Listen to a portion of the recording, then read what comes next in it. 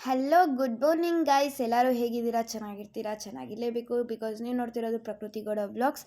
So ಇವತ್ತು ದೇವಸ್ಥಾನಕ್ಕೆ ಹೋಗಬೇಕಿತ್ತು, ದೇವಸ್ಥಾನಕ್ಕೆ ಇನ್ನೂ ರೆಡಿ ಆಗಿರಲಿಲ್ಲ. ಆ್ಯಂಡ್ ಸ್ಯಾಮ್ ಸಮೀರ್ ಬ್ಲಾಗ್ ನೋಡ್ಕೊಂಡು ಕೂತಿದ್ದೆ. ನಮ್ಮಮ್ಮ ಬಂದು ಟೈಮ್ ಸೊ ಅದಾದ್ಮೇಲೆ ಬೇಗ ಬೇಗ ರೆಡಿಯಾಗಿ ಬಸ್ಗೆ ಹೋಗಿ ಬಸ್ಸಲ್ಲಿ ಕುತ್ಕೊಂಡ್ವಿ. ಫಸ್ಟ್ ಹೋಗೋದೇ ಕೆಲಸ ಮಾಡೋದು, ಸೀಟ್ ಹುಡ್ಕೋದು, ಸೀಟಲ್ಲಿ ಕುತ್ಕೊಬಿಡೋದು ಅಷ್ಟೇ.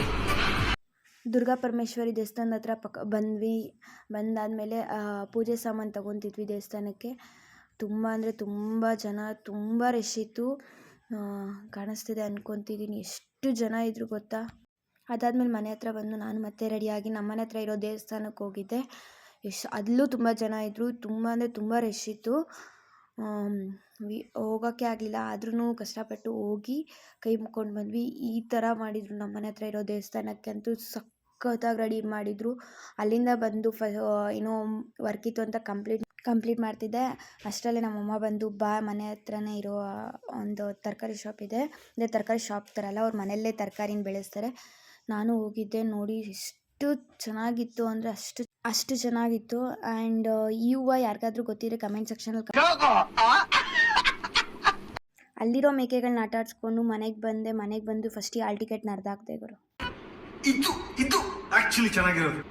ಅರ್ಧಾಕಿದ್ಮೇಲೆ ಮೊಟ್ಟೆ ತಿಂದ್ಬಿಟ್ಟು ದಬಾಕೊಳಕ್ಕೆ ಹೋಗ್ತಿದ್ದೀನಿ. ಬಾಯ್, ಗುಡ್ ನೈಟ್.